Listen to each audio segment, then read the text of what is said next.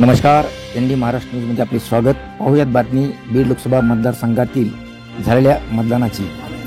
बीड लोकसभा मतदारसंघातील पातुर्डी ते मतदान शांततेत संपन्न. नमस्कार, एनडी महाराष्ट्र न्यूजमध्ये आपले स्वागत. मी धैर्यशील लगे. बीड लोकसभा मतदारसंघातील पातुर्डी ते मतदान शांततेत संपन्न. अतिसंवेदनशीलतेचा ठपका असलेल्या माजलगाव तालुक्यातील पातुर्डी ते लोकसभेचे मतदान शांततेत व सुरळीत संपन्न झाले. एकूण 8082 मतदारांपैकी 6282 मतदारांनी आपल्या मतदानाचा हक्क बजावला.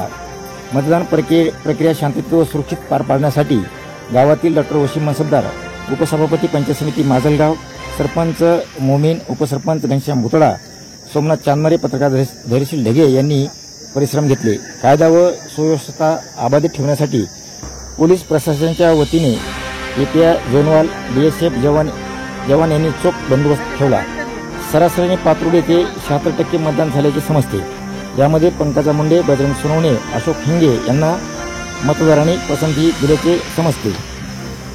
बीड जिल्ह्यात पातुर्डी गाव अतिसंवेदनशील असल्याचे कागदपत्री व सरकार दरबारी नोंद आहे. परंतु गेल्या अनेक वर्षापासून गावात सामाजिक सलोखा ठेवण्याचे काम येथील गावकरी करीत असल्याचे दिसून येते.